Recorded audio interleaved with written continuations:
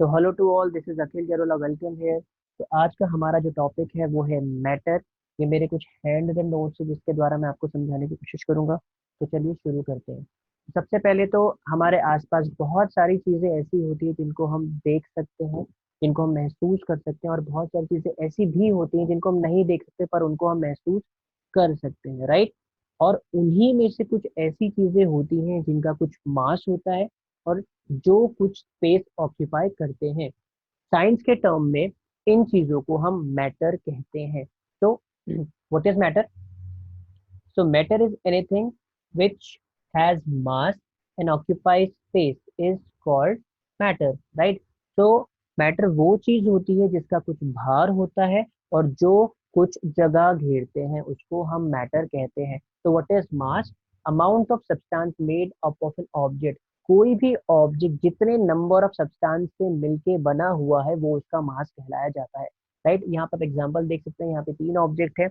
अब ये जो पॉइंटेड एंड, ये जो पॉइंटेड वाली चीजें, अगर ये जो गोल गोल चीजें अगर आप इनको समझिए कि इन सबका मास, इंडिविजुअल मास सबका बराबर है, तो अगर आप इस ऑब्जेक्ट को देखेंगे इसमें छह सब्सटेंस है और इसमें पांच है, इसमें तीन है, मतलब पहले वाले का जो मास है वो ज्यादा होगा, दूसरे वाले का कम होगा और तीसरे का और भी ज्यादा कम होगा। So this is mass. And what is space? Amount of space occupied by a substance. एक सब्सटेंस कितनी ज्यादा आपकी स्पेस ऑक्यूपाई कर रहा है, that is your volume, right. तो यहाँ पे आपके पास चार एग्जांपल, एक सर्कल है, एक आपका रेक्टेंगल है, एक आपका सिलेंडर है, एक आपका यहाँ पे हेक्सागोन है।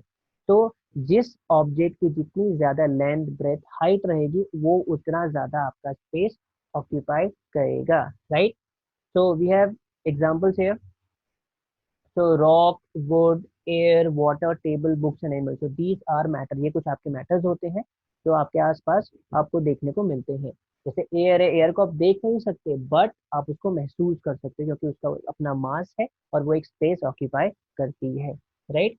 तो चलिए आगे बढ़ते हैं। So as we all know that there are five states of matter, right. तो जो हमारे फाइव स्टेट्स ऑफ मैटर है वो है आपका B condensate, solid, liquid, gas and plasma, ठीक है। तो सबसे पहले हम शुरू करते हैं बोस आइंस्टीन कॉन्डेंसेट, बीईसी इसको बोलते हैं, राइट। तो what is Bose Einstein condensate? तो ग्रुप ऑफ एटम को cooled to absolute zero. Bose Einstein condensate वो आपके समूह है ग्रुप का, ग्रुप ऑफ एटम के, जिनको आप एकदम एब्सोल्यूट जीरो टेम्परेचर में जाके कूल करते हो, मतलब -273.15 degree Celsius.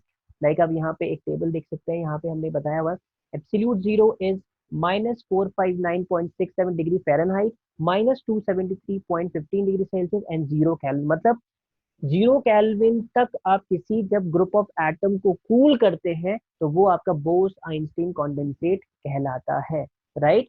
So first predicted by Satyendra Nath Bose and Einstein in 1924, इसलिए इसका नाम बोस आइंस्टीन कॉन्डेंसेट रखा गया क्योंकि पहली बार सत्येंद्र नाथ बोस और आइंस्टीन ने इसको प्रिडिक्ट किया था 1924 में, राइट। सेकेंड है आपका Ketterle Cornell Wieman won Nobel prize in 2001, 2001 में इन तीनों को नोबेल प्राइज मिला to study the property of BEC, BEC की प्रॉपर्टी को अध्ययन करने के लिए। इस कारण से इन तीनों को नोबेल प्राइज मिला। So this is BEC, Bose Einstein condensate. Now तो चलिए प्लाज्मा को देखते हैं। Hot ionised gas made up of group of positive and negative particle. So plasma आपकी वो हॉट आयोनाइज्ड गैस है जो आपके पॉजिटिव और नेगेटिव पार्टिकल से मिलके बनती है, right. And what is ionisation? Ionisation is the process of gain और लूज ऑफ इलेक्ट्रॉन। तो आयनाइजेशन वो प्रोसेस है जिसमें आपका इलेक्ट्रॉन या तो गेन करता है या तो लूज करता है। और सिंपल कह सकते हैं कि जब भी आपका इलेक्ट्रॉन लूज करता है, गेन करता है, तब वहां पे आपका एक प्रोसेस होता है और उसको हम आयोनाइजेशन कहते हैं, राइट। तो वी हैव एग्जांपल हियर। जैसे आप यहाँ देख रहे हैं, यहाँ पे सोडियम है और यहाँ पे क्लोरीन है। तो सोडियम का एटॉमिक नंबर आपका 11 होता है, क्लोरीन का एटॉमिक नंबर 17 होता है। तो क्लोरीन को नोबल बनने के लिए एक इलेक्ट्रॉन की जरूरत है और सोडियम को नोबल स्टेट पे पहुंचने के लिए एक इलेक्ट्रॉन को लूज करना है। तो यहाँ से ये एक इलेक्ट्रॉन लूज करता है, क्लोरीन को एक इलेक्ट्रॉन देता है। इन दिस वे इन दोनों एक नोबल स्टेट में पहुंच जाते हैं। And the bond which forms between these two is known as ionic bond and the process is known as ionisation. Hope आपको ये समझ में है व्हाट इज आयनाइजेशन। जब भी आपका कोई इलेक्ट्रॉन लूज करता है या गेन करता है तो उस प्रोसेस को हम आयनाइजेशन कहते हैं, right. So discovered by William Crookes in 1879। 1879 में विलियम क्रुक ने इसको डिस्कवर किया था। तो we have example lightning, star, sun, fluorescent lamp, these are the examples of plasma, right. चलिए अब सॉलिड, लिक्विड एंड गैस को देखते हैं। सो सॉलिड इज रिजिड, तो जब भी आप सॉलिड को छूते हैं तो आपको लगता है कि बहुत सख्त है। तो अगर आप लिक्विड की बात करेंगे तो लिक्विड आपका रिजिड नहीं होता है, वो सख्त नहीं होता है। गैस भी आपकी सख्त नहीं होती है। अब less intermolecular space, solid has less intermolecular space. अगर हम मॉलिक्यूलर लेवल पे जाके देखेंगे तो दो मॉलिक्यूल के बीच की जो स्पेस होती है वो बहुत ही ज्यादा कम होती है।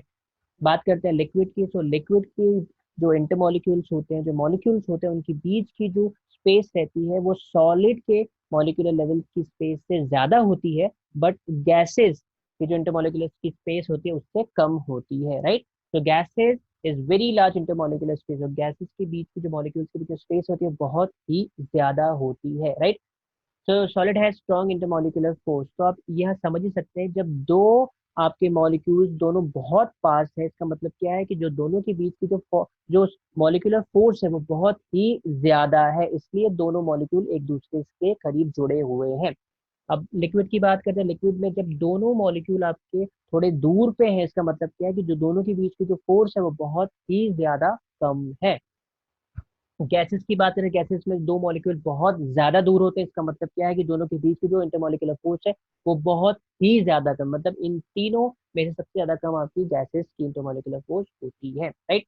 तो solid has definite volume, solid का जो वॉल्यूम होता है वो डेफिनेट होता है, चाहे आप उसको कहीं भी रखिए, चाहे उसको उसकी जगह बदलते रहिए, उसका वॉल्यूम हमेशा वैसा का वैसा ही रहेगा। बट लिक्विड की बात है, लिक्विड में भी उसका जो वॉल्यूम है वो हमेशा वैसा ही रहेगा। अगर आप 1 kg मिल्क को किसी भी कंटेनर में किसी भी जगह रहे, वो हमेशा 1 kg ही रहेगा, वो बदलेगा नहीं।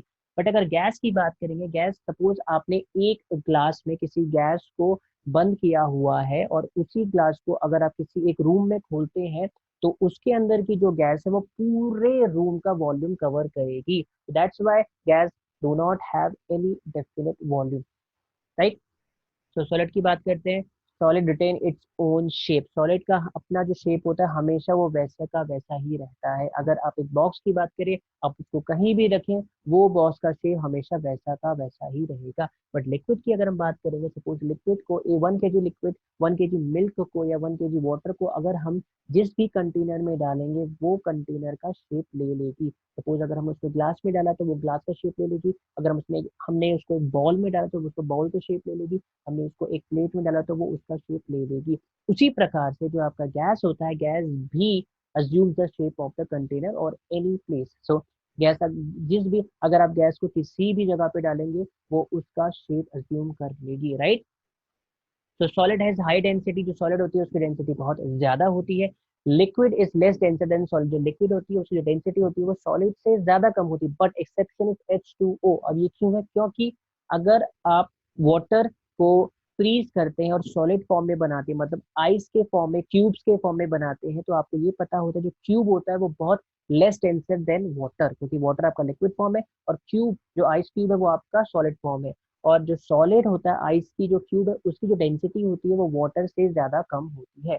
और यहाँ पे क्या है, लेस डेंसिटी देन सॉलिड, मतलब लिक्विड की जो डेंसिटी होती है वो सॉलिड से कम होती है। बट एक्सेप्शन है वाटर, क्योंकि यहाँ पे जो solid form of water means ice होती है उसकी डेंसिटी वाटर से कम होती है। दैट्स व्हाई आइस फ्लोट्स, पानी में आपका फ्लोट करती है, राइट। गैसेस की बात करेंगे, so gases less denser than solid and liquid, so इन दोनों से सबसे ज्यादा लेस डेंसर आपकी गैस होती है, राइट। तो solid has diffusion rate is low, diffusion rate आपका बहुत कम होता है, क्योंकि डिफ्यूजन होने के लिए मॉलिक्यूलर लेवल की जो स्पेस होती है उसका ज्यादा होना जरूरी है। और as solid has less space between these molecules, तो उसका डिफ्यूजन रेट भी बहुत कम होता है। लिक्विड का जो डिफ्यूजन रेट होता है वो मॉडरेट होता है, मतलब सॉलिड से ज्यादा होता है बट गैसेस से कम होता है, क्योंकि स्पेसेस सॉलिड से ज्यादा है, गैसेस से कम है। और सबसे ज्यादा जो डिफ्यूजन रेट होता है वो आपका गैसेस में होता है, क्योंकि जो मॉलिक्यूलर लेवल के बीच में जो स्पेस है वो बहुत ही ज्यादा होती है, राइट। सॉलिड की जो काइनेटिक एनर्जी होती है वो मिनिमम होती है। काइनेटिक एनर्जी किस पे डिपेंड करता है? काइनेटिक एनर्जी डिपेंड करती है कि आपके जो मॉलिक्यूल्स है वो कितने फ्री है, उनके बीच में कितना मूवमेंट है, तो कितना मोशन है। क्योंकि वैसे इन मॉलिक्यूल्स में जो फोर्स है बहुत ज्यादा होती है, मतलब आप कह सकते हैं कि मोशन है ही नहीं, तो काइनेटिक एनर्जी आपकी मिनिमम होती है। लिक्विड में आपके स्पेस ज्यादा है सॉलिड से, मतलब जो आपका जो मॉलिक्यूल्स का जो मोशन है वो थोड़ा हो सकता है। इसका मतलब क्या है? Kinetic energy is more than solid. तो काइनेटिक एनर्जी है वो आपकी सॉलिड से ज्यादा होती है, क्योंकि एनर्जी डिपेंड करती है आपके मॉलिक्यूल्स के मोशन के बीच में। जितना ज्यादा अच्छा मोशन होगा उतनी ज्यादा काइनेटिक एनर्जी आपकी प्रोड्यूस होगी। तो गैसेस के बीच में आप समझ सकते हैं कि दो मॉलिक्यूल्स के बीच में जो आपकी फोर्स है, स्पेस है, वो बहुत ज्यादा है, और जो फोर्स है बहुत वीक है। इसका मतलब क्या है? ये आसानी से मोशन कर सकते हैं, इसलिए काइनेटिक एनर्जी जो होती है वो गैस में वो आपकी सॉलिड और लिक्विड से बहुत ज्यादा होती है। सॉलिड के जो आपके एग्जांपल्स हैं वो brick, wood, iron etcetera, these are examples of solid.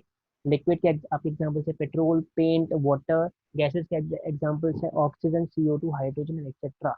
तो होप आपको ये मैटर का जो भी ये मेरे हैंड के नोट्स हैं आपको समझ में आया होगा।